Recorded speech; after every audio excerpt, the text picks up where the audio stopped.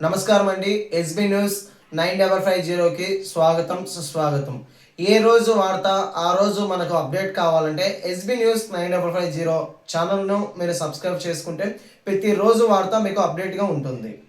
ఇక్కడికి విచ్చేసినటువంటి అశేషిక ప్రజానికానికి నా నమస్కారాలు. సో విద్య వైద్యం ఈ రెండు ప్రజల హక్కు, ఉచితంగా అందించాల్సిన బాధ్యత అక్కడ ఉన్న పాలకులది, అక్కడ ఉన్నటువంటి ప్రభుత్వంది.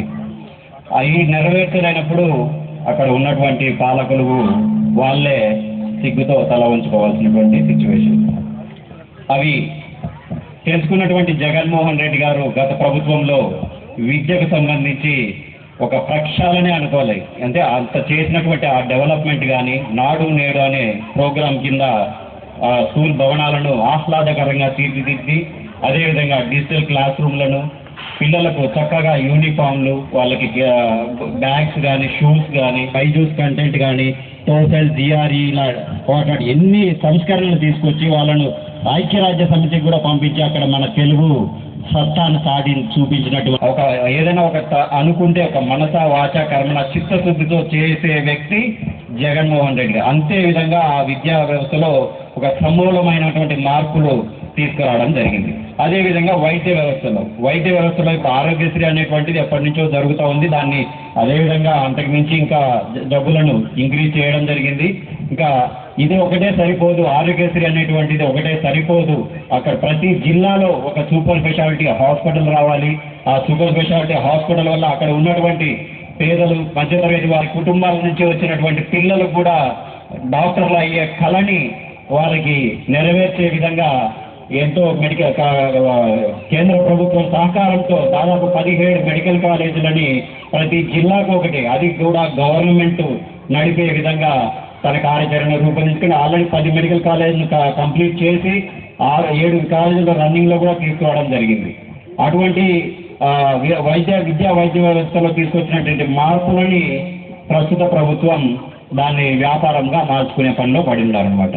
రాష్ట్రంలో ఉన్నటువంటి అన్ని మెడికల్ కాలేజీలను పీపీపీ మోడల్లో ఒక వాళ్ళ పార్టీకి సేవ చేసిన వాళ్ళకి అందించి వాళ్ళను ఎంతసేపు ఉన్న ప్రజలు కాదు, వాళ్ళకి కావాల్సిన పార్టీ కావాలా, పార్టీకి పెత్తందారులు లాపడాలా, ఇదే వాళ్ళకి కావాల్సింది. ప్రజల ఆరోగ్యం కానీ, వారి విద్య కానీ, వారికి ఎలాంటి ఆలోచన దాని మీద చిత్తశుద్ధి కానీ లేదు. గతంలో ఎలక్షన్ల ముందు చంద్రబాబు నాయుడు గారు ఒక ల్యాండ్ టైటింగ్ యాక్ట్ గురించి మాట్లాడుతూ, ఇది మీ అబ్బ సొమ్మ, మీ జేజమ్మ సొమ్మ, మీ అమ్మ సొమ్మ అని చెప్పి దాని మీద మీ పాస్బుక్ మీద మీ ఫోటో వేయించుకున్నందుకే జగన్మోహన్ రెడ్డి గారు 10 మందికి పంచిపెట్టేవాడే కానీ ఎప్పుడు ఒకరి దగ్గర లాక్కునే వ్యక్తి కాదు. మరి ఈరోజు ప్రభుత్వ సొమ్మును ఇన్ని మెడికల్ కాలేజీలను, ఇప్పుడు రేపు స్కూల్స్ను కూడా నాడు నేడు కింద డెవలప్ చేసినటువంటి స్కూల్స్ను కూడా వాళ్ళు పీపీపీ మోడల్లో వాళ్ళ సంబంధించిన నారాయణ గో చైతన్యకో ఇంకోటికో ఇవ్వాలని చెప్పి చూస్తూ ఉన్నాను. మరి ఇది ఎవడబ్బు సొమ్ము అని మీరు అందరికీ పంచుకుంటా ఉన్నారు. ప్రభుత్వ సొమ్ముని మీరెవరు పంచుకోవడానికి? ఇది ప్రజల ఆస్తి, ప్రభుత్వ ఆస్తి. ప్రజలకు మేలు చేయాలి కానీ ఏదో మీ పార్టీకి వాళ్ళు ఏదో ఫండ్స్ ఇచ్చినారు, రేపు మీ రాబోయే 15 సంవత్సరాలు ఇంకా పార్టీకి దిక్కు లేదు, ఈ 15 సంవత్సరాలు మనం నిధులన్నీ సమకూర్చుకొని పెట్టుకోవాలా అని చెప్పి ఎంతసేపు పార్టీలో ఉన్నటువంటి నాయకులు తప్ప ప్రజల గురించి ఆలోచించే మనస్తత్వమే వారికి లేకుండా పోయింది. సో వీటన్నిటినీ మేము తీవ్రంగా ఖండిస్తూ కోటి సంతకాల ప్రోగ్రాంను ఆల్రెడీ నిర్వహించాము. అది పూర్తయింది. ఇంకా తదుపరి కార్యాచరణ త్వరలో చేసుకుంటాం అనమాట. ఇంకా జగన్ 2.0 గురించి చెప్పాలంటే ఎక్కువ చెప్పాల్సిన అవసరం లేదు. గవర్నమెంట్ రాకముందే ఒక బెస్ట్ ఎగ్జాంపుల్ మన పాకా సురేష్ అన్న గారు పార్టీ కోసం కష్టపడుతున్నారు కాబట్టే ఒక మధ్యతరగతి కుటుంబం నుంచి వచ్చినప్పటికీ అది గుర్తించి జగన్మోహన్ రెడ్డి గారు ఈరోజు 2.1 ముందు కష్టపడే వారికి ఖచ్చితంగా ఫలితం ఉంటుంది.